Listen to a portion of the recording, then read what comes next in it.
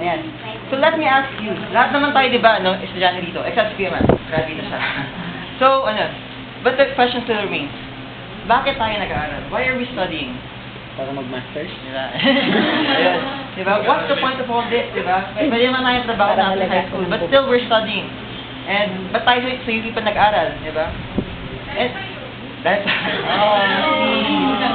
and, you know, recently, diba, no, kinat yung budget natin by 1.4 billion. And then, diba? Diba? And, it was met with grabbing criticism. It was met with such hostility na ngayon halos walang nagklase dahil almost everyone was rallying, di ba? And bakit ba? Why are we doing all that? Why are we doing all those struggles, di ba, sa college, academics natin, and all those stuff? Bakit natin ginagawa yun? What's the point of all those struggles? And I think the simple answer is because after we graduate, di ba, that yung pinag-aralan natin ngayon here in college will give us a certain sense of security, a certain sense of assurance, di ba? Kaya nga, kapag meron nagtatanggal yun sa atin, katulad ng pagkakat ng budget natin, we're willing to fight for that kasi mawala yung ating pinag-alaban, di ba? Because with that security, we're sort of magiging set na tayo sa buhay natin. And in the same way, brothers and sisters, in that same light, kahit ano, gagawin natin to have greater and greater security sa ating buhay. Kaya, si Kuya Matt, magkuha ng board exam, and no, but that will assure him of a better future. Si Kuya Mars, may plano pa mag-master's later on, diba? So, that also assures him of a greater future. And you know what, brothers and sisters? The message that is being shared to us by God today is this: man's greatest security can only be attained through confidence in Christ, and never through yourself. Again, man's greatest security can only be attained through confidence in Christ, and not through you. Sa atin, ang ating magiging source ng ating security pag-graduate natin will be our diplomas, di ba?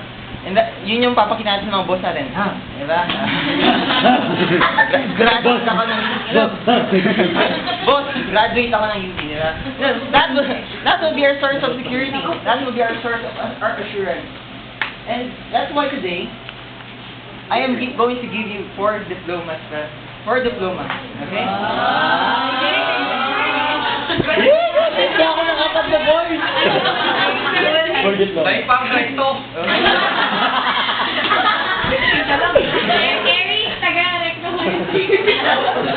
And hopefully, these 4 diplomas will be able to secure you for the rest of your life.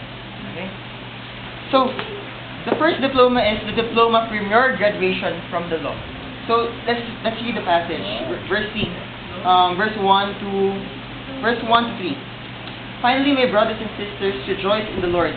It is no trouble for me to write the same things to you again and again, and it is a safeguard for you.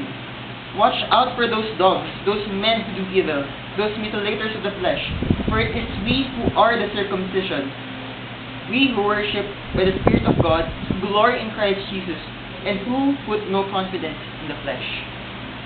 Okay, now let me ask you, right now sa ating buhay, do you ever feel as though there are certain people that are forcing certain standards upon you? People are forcing certain expectations upon you.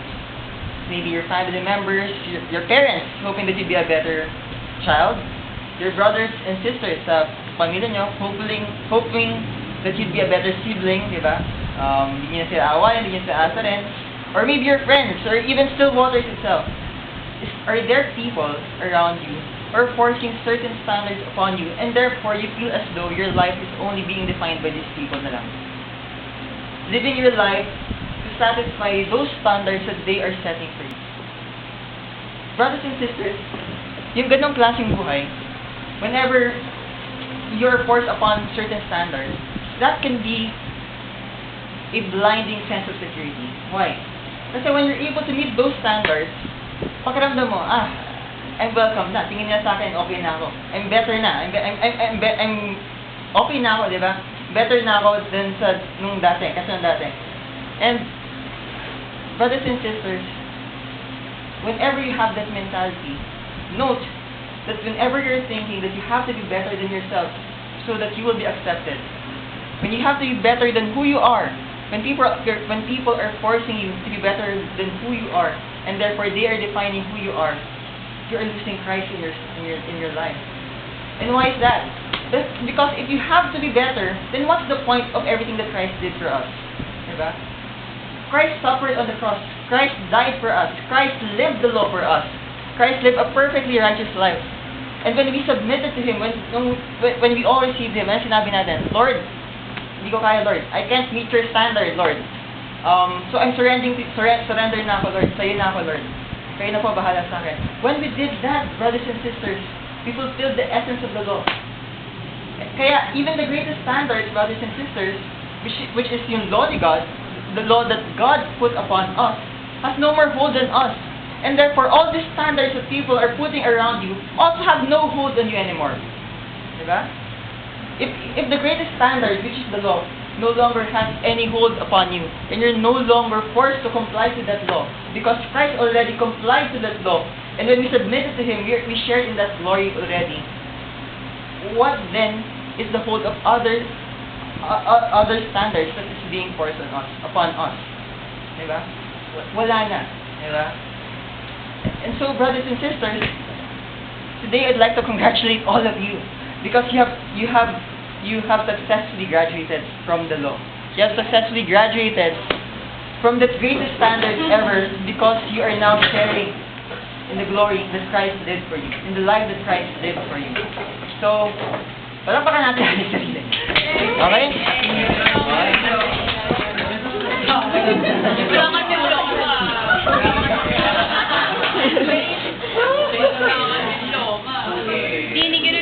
So that's the diploma of your graduation from the law.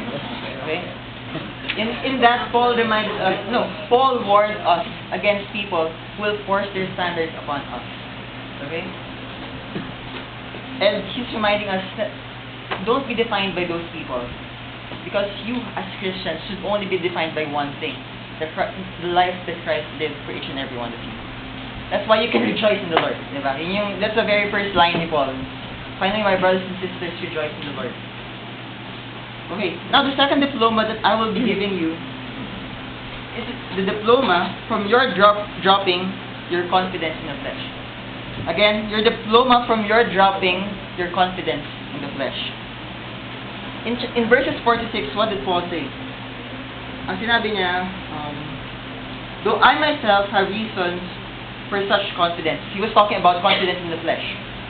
If anyone else thinks he has reasons to put confidence in flesh, I have more.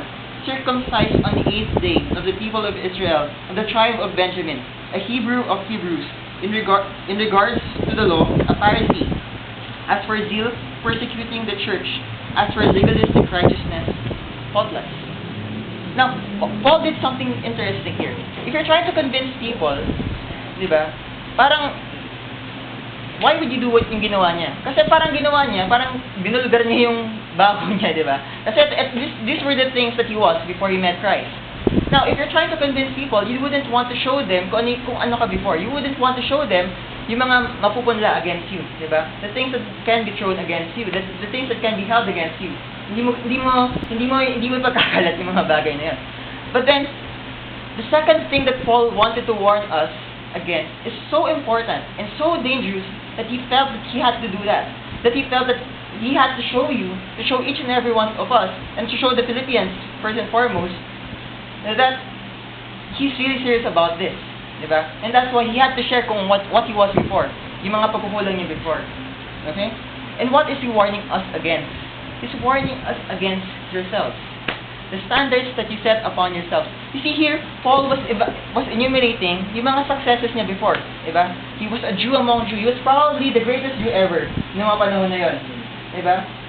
In fact, he was so good that with regards to the law, he was practically faultless. Diba? And that's very dangerous, brothers and sisters, kasi what that is putting standards upon yourself. Kung kanina, in the first part of the passage, it was standards put by other people upon you. This one is standards that you're putting upon yourself to become better sa sarili mo. And you know why this is dangerous? Because, brothers and sisters, this is our ego talking. Diba? Napakadali kasi natin sabihin na, yes Lord, agree ako sa'yo, Lord.